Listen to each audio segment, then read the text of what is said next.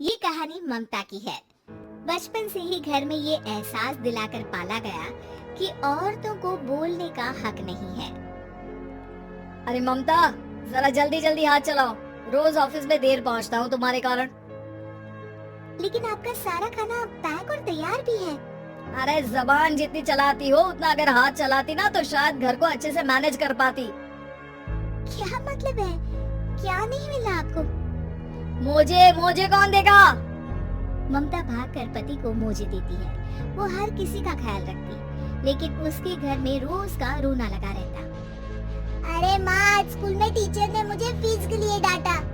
माँ, मुझे अच्छा नहीं लगता कि स्कूल में फीस के पैसों के लिए मुझे कोई भी बात सुनाए। अरे पर बेटा, ये तो पापा करते हैं ना, सारा ऑनलाइन। मुझे तो इसकी जानकारी भी नहीं है। हाँ हाँ, बना लो बच्चों के सामने मुझे बुरा। अरे करता तो मैं ही हूँ, माना, लेकिन मुझे कोई सपना थोड़ी ना आएगा कि बच्चों की फीस जमा करनी है। अरे बताओगी तो तुम ही ना।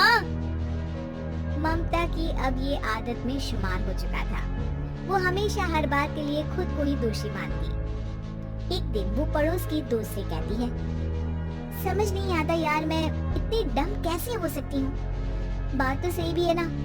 अब पति बेचारा नौकरी करे, पैसे कमाए, या फिर ये देखे कि बच्चों की फीस का वक्त है। क्या करूँ यार।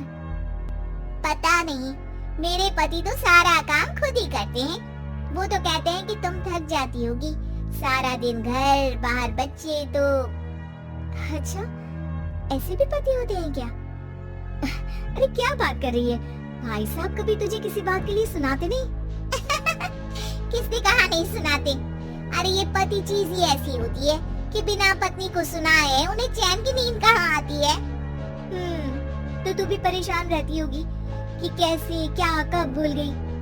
अरे वो तो मुझे बस इस बात के लिए ताना देते हैं कि मैं वक्त पर खाना क्यों नहीं खाती, या पार्लर जाकर अपनी साज सज्जा क्यों नहीं करवाती।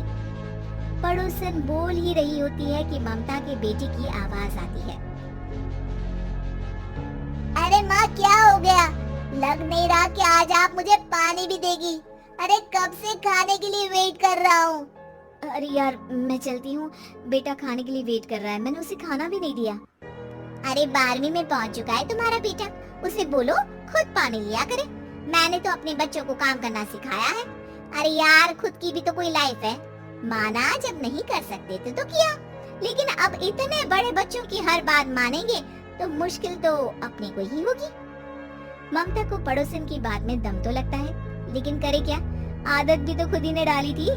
ममता घर जाती है कि तभी बेटी आ जाती है। माँ, परसों मुझे एक शादी में जाना है, तेरी वो जो लाल वाली साड़ी है ना, उसे दे देना। मैं आज जाकर टेलर को दे दूंगी, वो उस साड़ी से सूट बना देगा। अरे नहीं नहीं तारा, वो मेरी माँ ने मुझे दी थी और उस साड़ी से मेरी काफी भावनाएं जुड़ी हैं। तुमको ना मैं दूसरी साड़ी दे दूंगी। ओके, कोई बात नहीं, लेकिन आज दे ही देना पक्का। तारा माँ की साड़ी से सूट बनवाकर पार्टी में जाती है, लेकिन जब वो पार्टी से लौटती है, क्या है मैं तो समझ ही नहीं पा रही हूँ। अरे जब वो साड़ी मांगी थी तो ये छल्ली से साड़ी क्यों दे दी? मैं ही पागल थी जो इस साड़ी का सूट बनवा लिया मैंने। माँ, जानती भी हो कि कॉलेज में मेरी कितनी हंसी उड़ी। तभी वहाँ ममता का पति सुनील आ जाता है। अरे गवार औरत, जब बेटी साड़ी मांग रही थी तो दे देती ना। अरे पापा, इनके तो इमोशंस जुड़े थे उस साड़ी से। ममता इतने सब के बाद भी कुछ नहीं बोलती।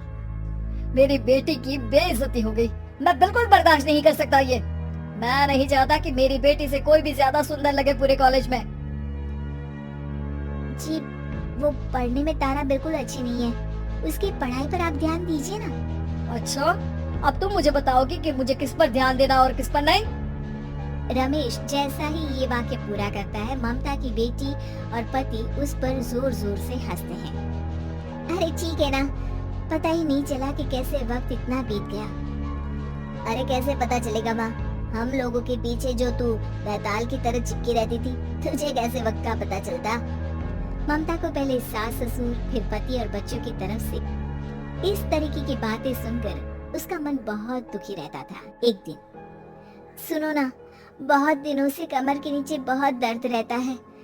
कल मैंने देखा तो एक फोड़ा था। अरे ममता, एक बार अपने पति से बात करो, वो तुम्हारा फोड़ा डॉक्टर को दिखा देंगे। अरे नहीं नहीं, वो तो गुस्सा हो जाएंगे। अरे क्यों गुस्सा हो जाएंगे? तुमको दर्द है? हाँ, लेकिन वो यही बोलेंगे कि ऑफिस जाऊं या फिर तुम्हें लेकर डॉक्टर के पास। तो बेटे से ही बात कर ले। अरे वो तो मैं कर लूं, लेकिन फोड़ा है ऐसी जगह कि उसे बताते मुझे शर्म आएगी। लेकिन कुछ ना कुछ तो करना जरूरी है ना। ऐसे कब तक फोड़े के दर्द से तड़पती रहेगी? अब तो सोच रही हूँ कि इनसे बात कर ही लूं, वरना दर्द के मारे कहीं मर ना जाऊं। लेकिन शाम को। ममता, क्या किया तुमने आज? खाने के डिब्बे में कैसा खाना दिया था? दाल खराब हो गई थी। कब की थी? दाल तो मैंने सुबह ही बनाई थी, खराब कैसे हो गई? अच्छा सुनिए ना, मुझे कहना है कि अरे गरम दाल बंद करोगी तो ऐसा ही होगा ना। बेइज्जती हो गई सबके सामने मेरी। ऑफिस वालों ने ऐसा मजाक उड़ाया कि क्या बोलूं। कल से ठीक से खाना देना है तो देना, वरना खाना देना बंद कर देना। बाहर खा लूंगा मैं। ममता जो पति से अपनी परेशानी बताने वाली थी, वो अब ये सोचने लगती है कि कल से पति को खाने में क्या दे। अगले दिन ममता थकी थकी सी हालत में। आप लोगों के लिए नाश्ता बना दिया है, खाना बनाने की हिम्मत नहीं है आज तो। रात भर सोकर थक गई है ना, इसीलिए तो खाना नहीं बना सकती। हिम्मत नहीं हो रही है, मैं बस सोने जा रही हूँ। बस मैडम को सोने का बोल दो, फिर देखो कैसे सोती रहती है।